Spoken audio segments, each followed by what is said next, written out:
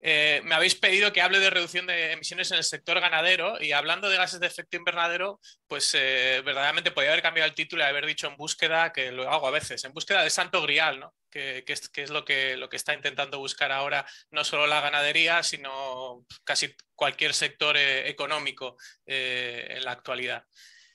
Bueno, un poco por empezar, y voy a hacer un poco pedagogía, ¿no? Más que y hablar más en general que lo que ha hecho Salva, perdón, pues estima que la ganadería, esta es una de las estimas que siempre se suele dar, que contribuye aproximadamente al 14,5% de los gases de efecto invernadero, que sería aproximadamente 7,1 gigatoneladas de CO2 equivalentes anuales. Aquí habríamos que decir, tendríamos que decir que aproximadamente se estima que el 45%, 44% de las emisiones serían por metano y luego estarían repartidas casi por igual el resto de las emisiones entre CO2 y óxido nitroso. Estas cifras hay que decir y es parte de mi presentación, intentar hacer bueno, una presentación sobre temas distintos y sobre temas bueno, que yo creo que son complementarios a lo que se ha hablado antes. Estas cifras son referidas a una contabilidad basada en una huella de carbono, o sea, un análisis de ciclo de vida para la carne o la leche a nivel mundial y engloba las emisiones que habría en una granja, las cuales se han hablado prácticamente todo el rato, hasta que bueno, Salva ha mencionado también las que no se dan en granja. O sea, tendría en cuenta estas emisiones de metano y óxido nitroso en granja, pero también tendría en cuenta las emisiones indirectas que vienen a partir de los insumos que se utilizan en las granjas.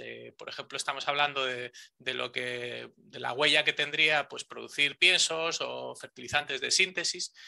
Y esto difiere con lo que conocemos de lo que son las emisiones que vienen de los inventarios nacionales y son bueno, son las que las naciones, especialmente a través del Tratado de Kioto primero y ahora a través del Acuerdo de París, pues primero eran las naciones que se llamaban del Anejo 1, bueno, habían acordado hacer unas reducciones o una serie de techos de emisiones de gas de efecto invernadero y tenían asociados diferentes sectores y dentro de cada sector diferentes categorías dentro de los sectores y dentro de la sección del sector ganadero había una sección sector agrícola había una sección que es la de ganadería en la que solo se incluyen las emisiones directas de metano entérico y las emisiones directas de metano y óxido nitroso proveniente de la gestión de purín y estiércol.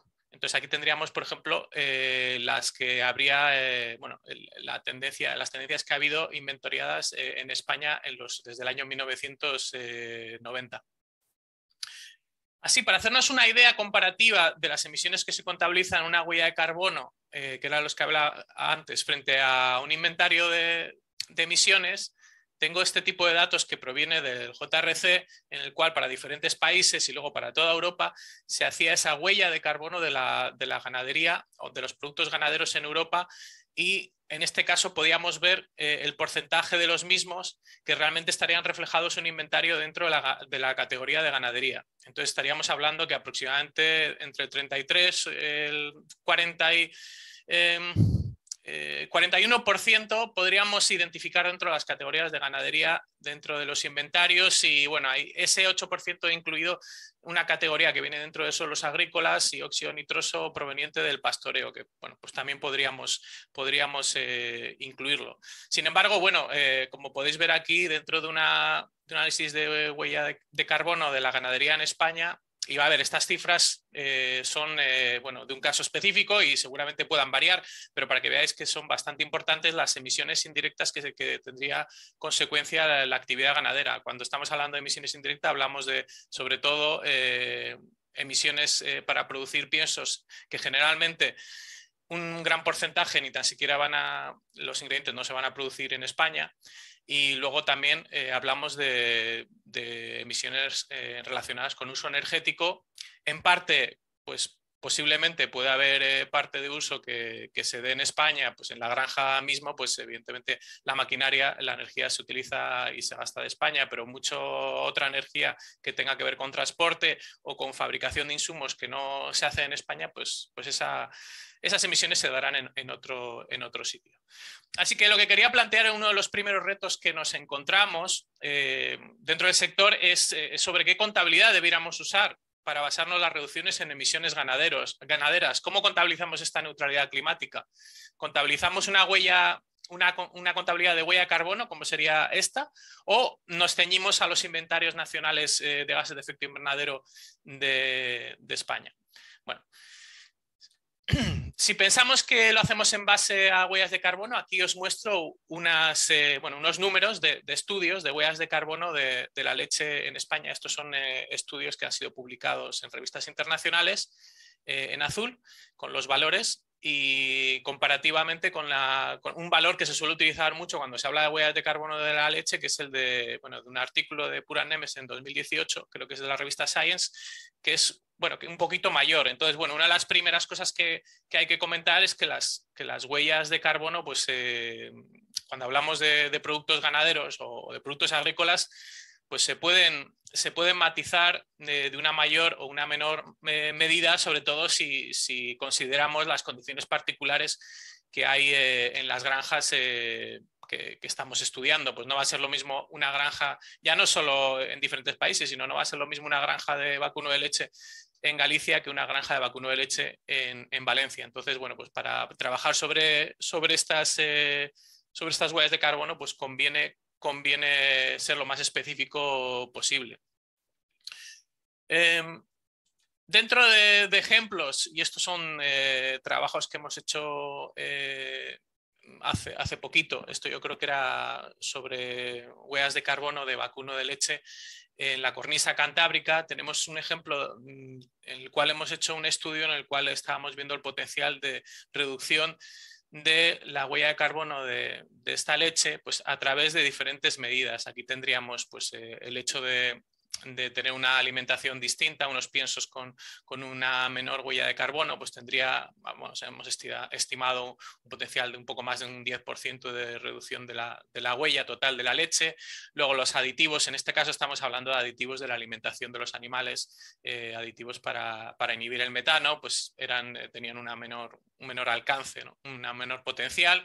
Luego también hacíamos una simulación de un caso específico de utilización de digestión anaeróbica y también tenía un cierto potencial, pero también evidentemente en el caso del vacuno de leche y en este caso particular pues llegaba a este porcentaje. En este caso yo creo que no incluíamos lo que sería la parte de reemplazar energía renovable, o sea, solo incluíamos aquí lo que sería la reducción de las emisiones de metano.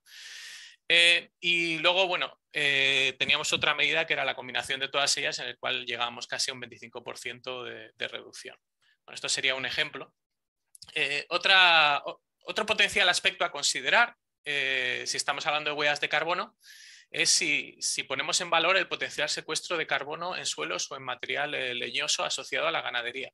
Así, en las contabilidades convencionales, tanto de huella de carbono como con inventarios, que yo le acabo de decir que no se interpreta que puede ser emisiones energéticas vinculadas a la ganadería, tampoco se considera en los inventarios que pueda haber aspectos positivos como los sumideros de carbono que estén vinculados a la ganadería. En el caso de la huella de carbono, y aquí pongo un ejemplo, además publicado muy recientemente, yo creo que la semana pasada, donde se estima para carne producida en sistemas de Dehesa de aquí de España, incluso se compara sistemas convencionales y ecológicos dentro de sistemas de Dehesa, pues se estima un potencial de secuestro de carbono que sería el azul, y frente a unas emisiones que sería el resto, y al final el neto, que es el puntito que se ve aquí, pues en referencia a la huella de CO2 equivalente por kilo de producto, pues se puede ver que incluso en algunos casos, si se pone en valor en estos sistemas el secuestro de carbono, pues incluso se puede llegar ya a compensar prácticamente todas las emisiones de CO2, óxido nitroso y metano. Y aquí estamos hablando, ojo, de una huella de carbono, no solo de emisiones directas de la granja. Bueno, y cuando hablamos del sector ganadero más en general y de los diferentes subsectores, hemos hablado del porcino bastante. Yo creo que es en parte este proyecto tiene una parte muy importante enfocada en el porcino. La parte italiana yo creo que también tiene bastante de vacuno, tal como he visto.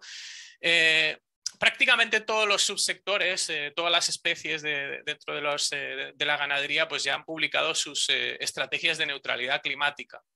Y aquí tenemos algunos ejemplos que he cogido de la prensa o incluso de las propias páginas de las interprofesionales. Incluso, bueno, hay algunas que hemos colaborado, también estaba Salva y otra gente de la Red Remedia, incluso ayudándoles a proponer un código de buenas prácticas pues, basado en la información científica que tenemos pues, para intentar reducir las emisiones.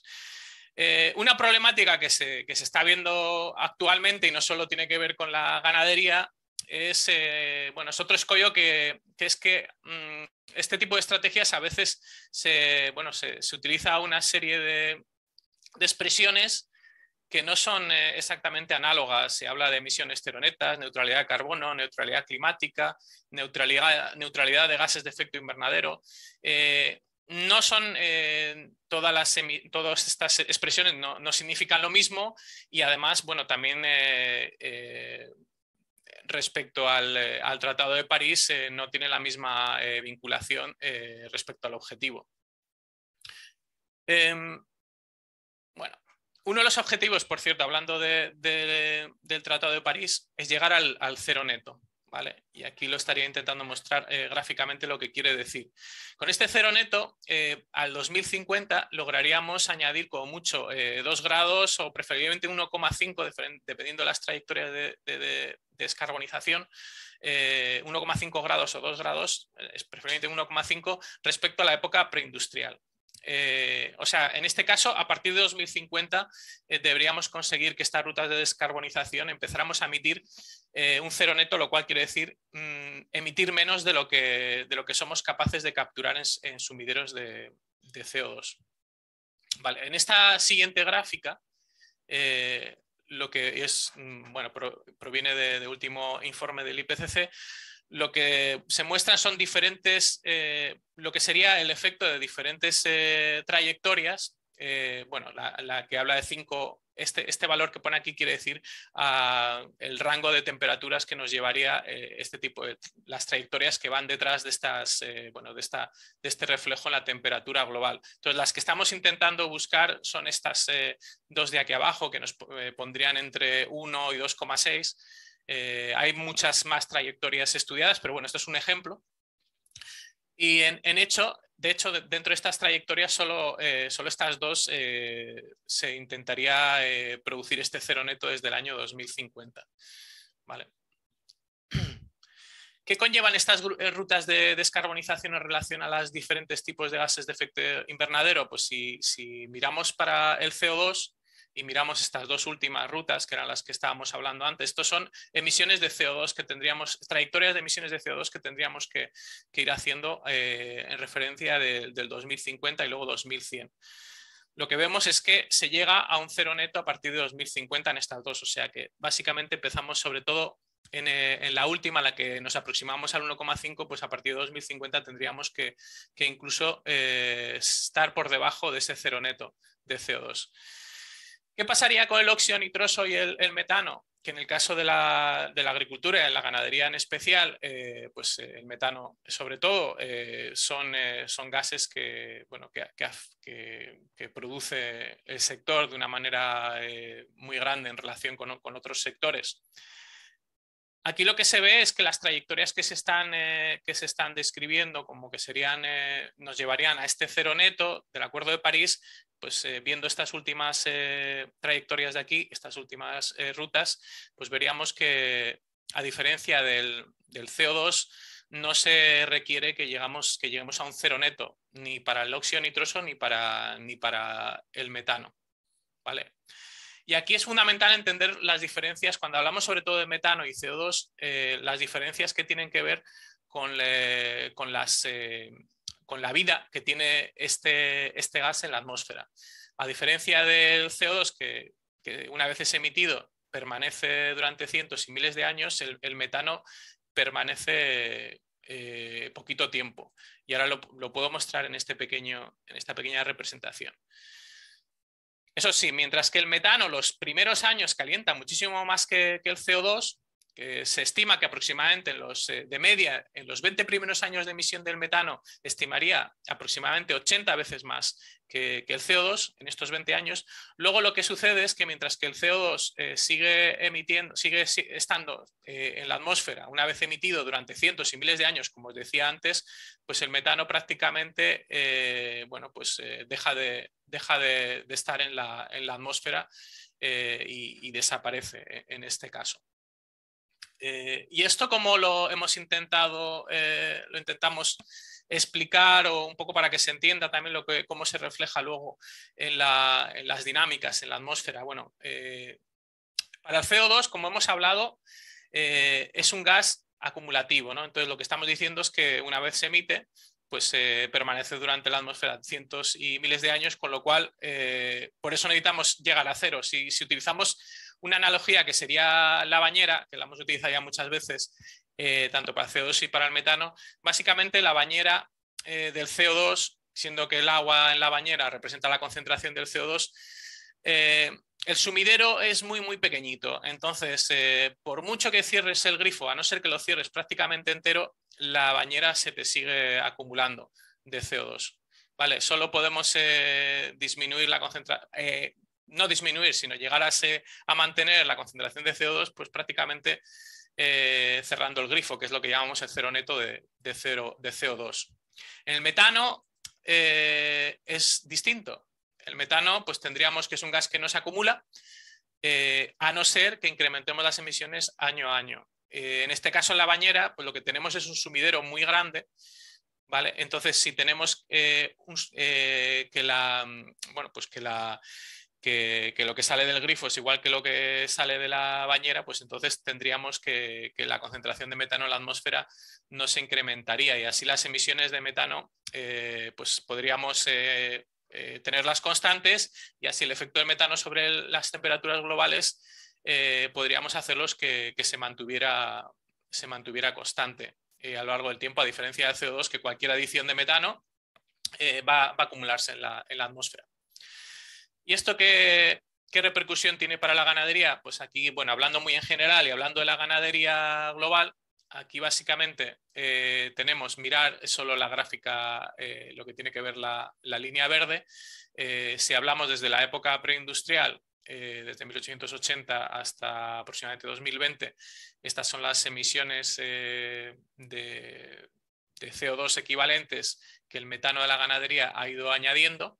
Y esta sería su reflejo en lo que sería la temperatura añadida de este metano. Aproximadamente se estima de 0,14 grados lo que ha añadido desde la época preindustrial el metano de la ganadería.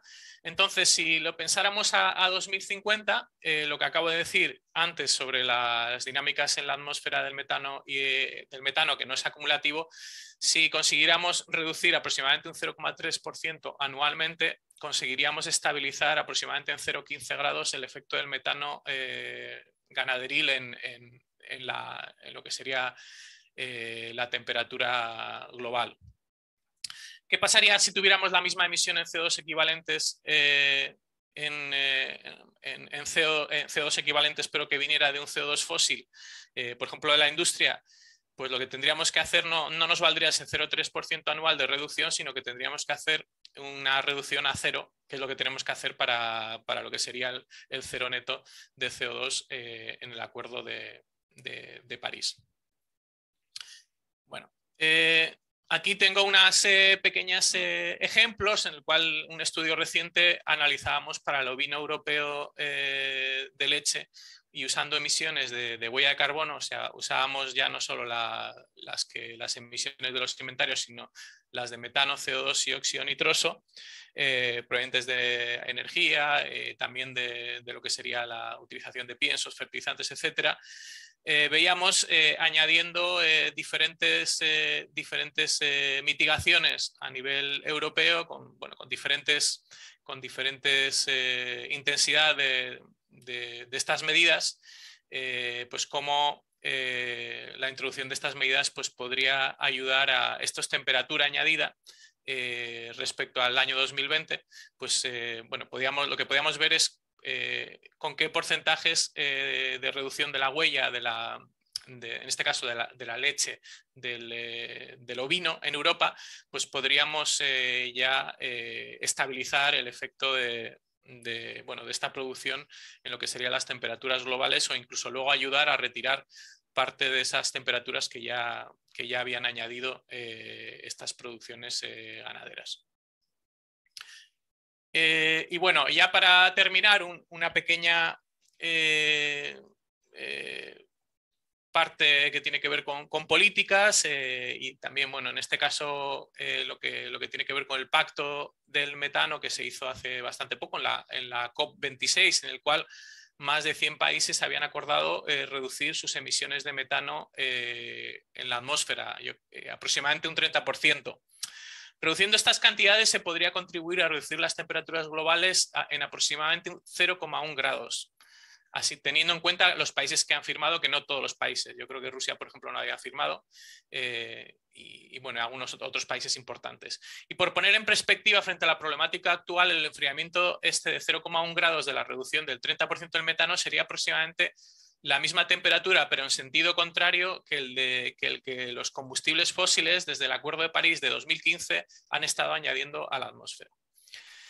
Así, bueno, hablando de lo que ocasionaría esta reducción de 30% de metano, sería equivalente, por lo que hemos dicho antes, que añade retirar metano, lo que hace es un poco análogo a secuestrar carbono, en cierta manera, porque lo que hace es bajar el impacto en la temperatura global.